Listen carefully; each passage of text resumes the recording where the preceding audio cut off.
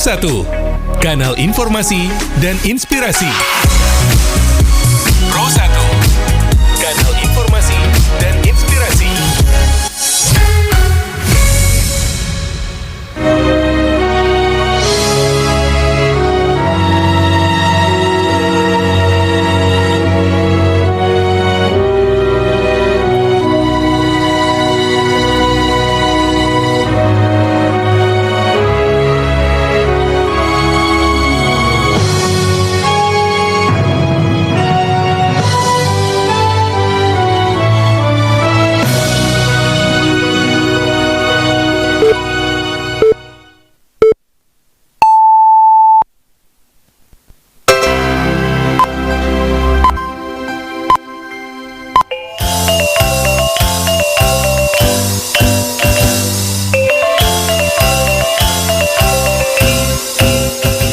Pukul 3 balik waktu Indonesia Barat. Radio Republik Indonesia Bukit Tinggi Jo Berita Daerah Babahaso Minang. Edisi 1 Agustus 2026. Selamat siang Pandanga. Untuk mengawali perjumpaan siang hari kami sampaikan sari berita utama. Dinas Kependudukan dan Pencatatan Sipil Disduk Capil Kota Padang Panjang luncurkan Disduk Capil Digital Sign. Dinas Kesehatan Kota Bukit Tinggi melalui Puskesmas Tigo Bale taruh giatkan screening terhadap penyakit tidak menular PTM di lingkungan perkantoran. Buletin Berita Minangko dibacakan Mutia Utami. Dinas Kependudukan dan Pencatatan Sipil Disduk Capil Kota Padang Panjang luncurkan Disduk Capil Digital Sign untuk mewujudkan pelayanan publik nan lebih capek, aman, serta berorientasi pada kepuasan masyarakat. Berikut laporan Nofri. Dinas Kependudukan dan Pencatatan Sipil Disduk Capil Kota Padang Panjang menyatukan komitmennya untuk taruh meningkatkan kualitas pelayanan administrasi kependudukan. Komitmen itu diwujudkan melalui berbagai inovasi dan berorientasi pada kemudahan, kecepatan, serta kepuasan masyarakat. Disduk Capil juga menghadirkan inovasi pelayanan dan adaptif terhadap kebutuhan masyarakat serta perkembangan teknologi. Kepala Bidang Pengelolaan Informasi Administrasi Kependudukan dan Pemanfaatan Data, Windo Arezo Kapatang menyampaikan, pada tahun 2026 Disduk Capil Kota Padang Panjang kembali melahirkan sejumlah inovasi pelayanan baru. Dirinya menjelaskan inovasi tersebut merupakan bagian dari upaya mewujudkan pelayanan publik dan semakin prima. Windo Arezo juga menyebut bahwa seluruh informasi terkait inovasi tersebut dapat diakses serta dipelajari masyarakat melalui website resmi Disduk Capil Kota Padang Panjang. Lebih lanjut, Windo Arezo menyebutkan salah satu inovasi yang diluncurkan adalah Duk Capil Digital Site. Dirinya menjelaskan inovasi tersebut mengoptimalkan pemanfaatan tanda tangan elektronik pada dokumen kependudukan. Menurutnya, inovasi mendukung pelayanan yang lebih capek, aman, efisien, serta ramah lingkungan, sekaligus memperkuat transformasi digital dalam penyelenggaraan administrasi kependudukan.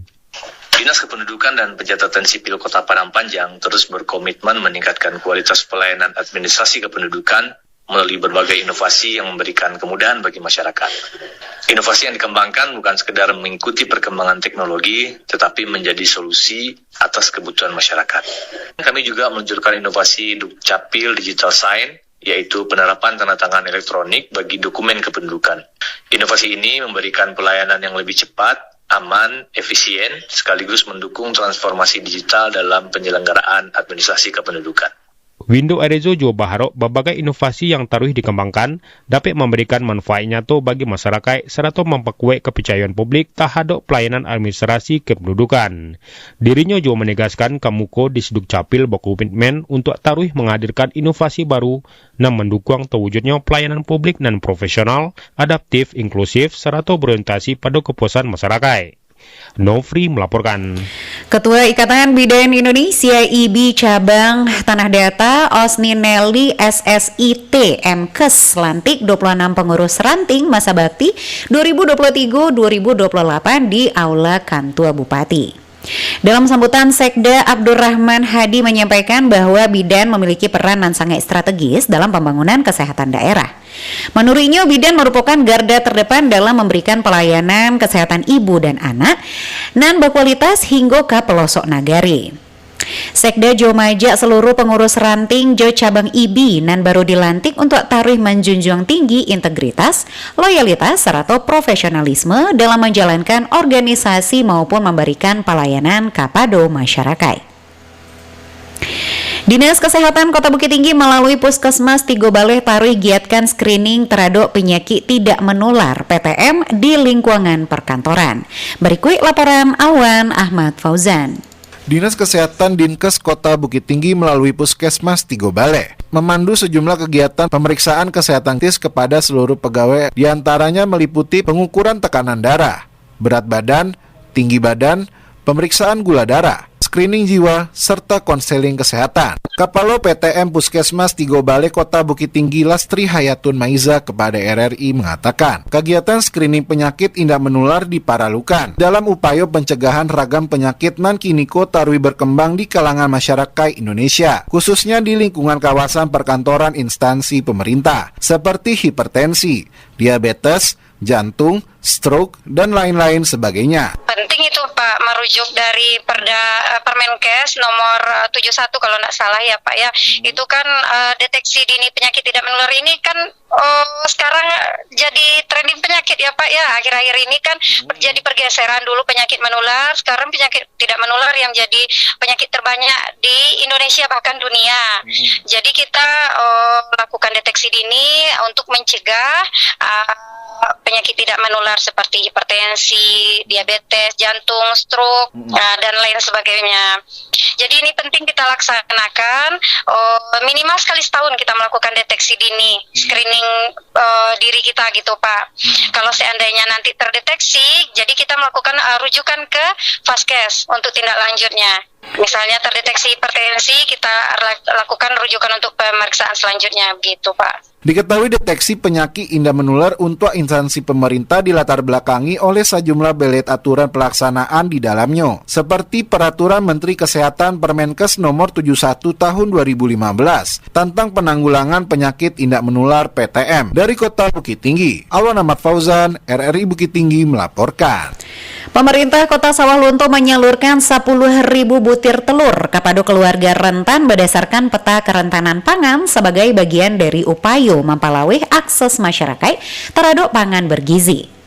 Kepala Dinas Ketahanan Pangan, Pertanian dan Perikanan DKP 3 Kota Sawalunto, Heni Purwaningsih di Sawalunto mengatakan, bantuan yang berasal dari Program Tanggung Jawab Sosial Perumahan CSR PT Karun Fokfan Indonesia 2 disalurkan kepada 108 keluarga desil 1 di 9 desa Jo Kelurahan kategori rentan pangan prioritas 2, 122 keluarga sasaran gerakan Urang Tua Asuh Cegah Stunting Genting tahun 2026.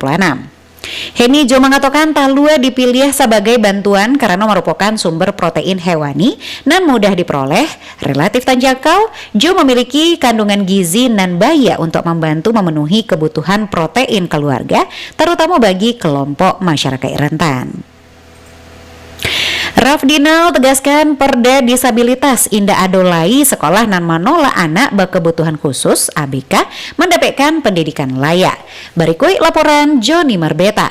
Anggota Komisi 3 DPRD Provinsi Sumatera Barat Haji Rafdinal SHMH menegaskan bahwa seluruh sekolah di Sumatera Barat tidak boleh lagi menolak peserta didik penyandang disabilitas atau anak berkebutuhan khusus. Penegasan itu didasarkan pada peraturan daerah Perda tentang perlindungan penyandang disabilitas dan telah dimiliki pemerintah Provinsi Sumatera Barat. Disampaikan Haji Rafdinal SHMH kepada RRI di Bukit Tinggi di acara bimbingan teknis terapis bagi orang tua, pendamping dan anak penyandang disabilitas anak berkebutuhan khusus ABK dan berlangsung selama 3 hari, diikuti 58 orang peserta dari Kota Bukit Tinggi, Padang, Payakumbuh, Sawalunto dan Kabupaten Agam. Nan diaduan di Bukit Tinggi. Nan BIMTEK digelar tu diaduan di DP3 PPKB Provinsi Sumatera Barat melalui dana pokok-pokok pikiran Pokir Haji Rafdinal SHMH. Rafdinal mengatakan bahwa kegiatanku merupakan bentuk kepedulian terhadap anak-anak penyandang cerebral palsy CP itu gangguan pada gerak postur tubuh dan tonus otot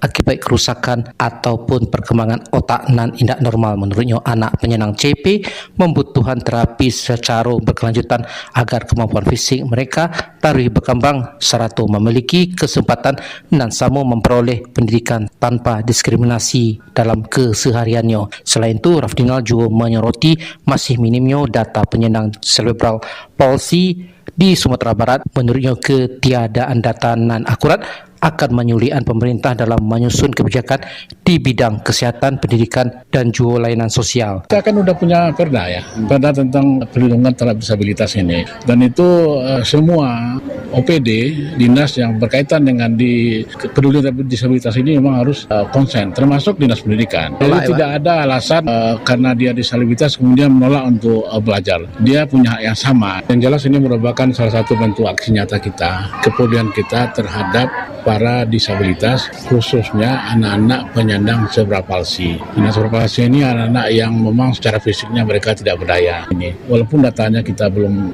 tahu pasti berapa, tapi dari berdasarkan hasil pelaksanaan yang kita lakukan selama ini memang cukup banyak anak-anak penyandang cerebral palsy ini. Jadi salah satu kelemahan kita memang kita tidak punya data berkaitan dengan data cerebral palsy ini. Disabilitas ini kan banyak nih kan, ada tunarungu, macam-macam lah kan, tapi cerebral palsy ini memang terbatas ini. Maka kita berharap semua institusi yang berkaitan dengan penanganan disabilitas khusus palsy ini kalau bisa memang ada data-data yang bisa kita jadikan rujukan. Karena kalau kita tidak punya data yang pasti, tentu kita tidak juga bisa memastikan apa ini anak ini cerebral palsy atau apa disabilitasnya. Untuk itu perlu dalam kaitan pemberdayaan kaum disabilitas perlunya keterlibatan kedua pihak. Joni Marbeta mengabarkan untuk berita Raminang pada siang hari ko. Pemerintah Kota Bukit Tinggi memaksimalkan kenyamanan pambali jo wisatawan dan bakunjung ke gerai pedagang kuliner di gedung lantai ampe Pasate. Wali Kota Ramlan Nurmatias mengunjungi langsung lokasi serta memberikan instruksi ke jajaran Dinas Perdagangan merapikan food court tempat makan milik pedagang. Wali Kota Ramlan menegaskan kenyamanan dari kerapian diutamakan untuk sado tamu-tamu dari luar dan datang bebalanjo. Selain memaksimalkan parangke di area food court, Wako jo rutin melakukan pengawasan kebersihan gedung parkir serta lokasi berjualan pedagang. Kehadiran fasilitas medis modern CT scan di RSUD Ahmad Darwis Kabupaten 50 Kota diimbangi jo pentingnya profesionalisme serta keramahan tenaga kesehatan dalam melayani pasien.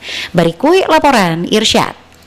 Peningkatan fasilitas medis modern kini resmi hadir di RSUD Ahmad Darwis berupa layanan CT scan untuk mempercapai ketepatan penanganan kesehatan masyarakat di Kabupaten 50 Kota. Bupati 50 Kota Safni menggarisbawahi bahwa keberadaan teknologi tinggi itu harus diimbangi juga peningkatan kualitas pelayanan dari para tenaga medis. Dirinya menegaskan bahwa kecanggihan alat medis indah akan bermakna jika disaratui jo sikap kepedulian, kehangatan serta profesionalisme jajaran rumah sakit. Bupati mengibaratkan pengelolaan fasilitas kesehatan daerah layaknya dunia usaha dan harus berbenah agar dipercaya secara penuh oleh masyarakat. Safni mengimbau seluruh aparatur di RSUD maupun puskesmas Kabupaten 50 Kota untuk senantiasa meningkatkan disiplin kerja dalam setiap layanan. Pemerintah daerah menginginkan agar setiap warga yang datang berubah dapat dilayani jo ramah, santun, serta penuh rasa tanggung jawab. Langkah pembenahan tata kelola pelayanan diharapkan mampu magen rasa nyaman serta menumbuhkan optimisme kesembuhan bagi para pasien. Ini kan ini ibaratnya seperti dalam dunia usaha. Kita tidak bisa paksakan seluruh masyarakat kita harus berobat ke rumah sakit sulit. Kita harus sinkronkan apa yang disampaikan Ketua DPRD tadi. Kita ajak, kita himbau masyarakat kita untuk berobat ke rumah sakit Suliki,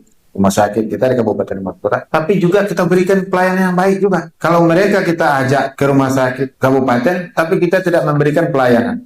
Maksud dan tujuan kami bukan merepotkan Bapak Ibu para pelayan kesehatan, tetapi kita ingin meringankan beban masyarakat. Melalui perpaduan alat canggih jo pelayanan dan humanis, RSUD Ahmad Darwis ditargetkan menjadi pusat rujukan kesehatan dan unggul di kawasan Kabupaten 50 Kota. Irsyad melaporkan. Kami sampaikan berita terakhir. Kondisi umum Sumatera Barat cenderung lebih kariang karena pengaruh El Nino jo pemanasan permukaan laut sehingga pasokan uap air berkurang di beberapa area. Berikut laporan Nur Afni Susilawati. Badan Meteorologi, Klimatologi, dan Geofisika (BMKG), Stasiun Meteorologi Minangkabau mengimbau kepada masyarakat supaya indah lengah. Meskipun wilayah Sumatera Barat secara umum saat itu mengalami kondisi nan labiah karyang akibat fenomena El Nino di Samudra Pasifik. Memasuki bulan baru besok hari, tepatnya tanggal 1 Agustus 2026, sejumlah kabupaten Kota di Sumatera Barat justru diperkirakan mengalami peningkatan potensi hujan jo intensitas sedang hingga labe. Perakirawan BMKG Minangkabau Raffi menjelaskan bahwa minimnya pasokan uap air dari Samudra Hindia membuat awan hujan skala global nan masuk ke Indonesia melemah. Namun, pola cuaca lokal di Sumatera Barat tercatat masih sangat kuat. Hujan nan tabantu karena pengaruh topografi pegunungan masih sangat aktif khususnya pada sore hingga malam hari. Untuk tanggal 1 ya di wilayah Agam, kemudian sebagian wilayah tanah datar memang terdapat meningkatkan potensi hujan. Namun ini terjadi cenderung di malam hari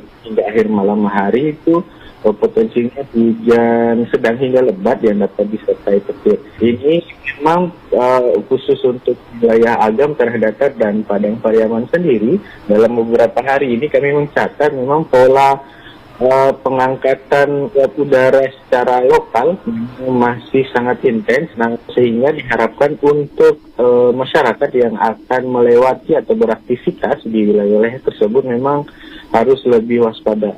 Sementara itu, untuk asana nan ada di wilayah Kota Bukit Tinggi, BMKG memperkirakan cuaca besok hari pada tanggal 2 Agustus didominasi di hujan ringan nan berpeluang turun pada siang hingga sore hari. Ada peningkatan curah hujan juga untuk wilayah Padang Pariaman, Kota Pariaman, Kota Padang dan Pesisir Selatan ini lebih intens lagi di tanggal 2 Agustus. Mungkin untuk wilayah-wilayah tersebut dapat meningkatkan kewaspadaannya.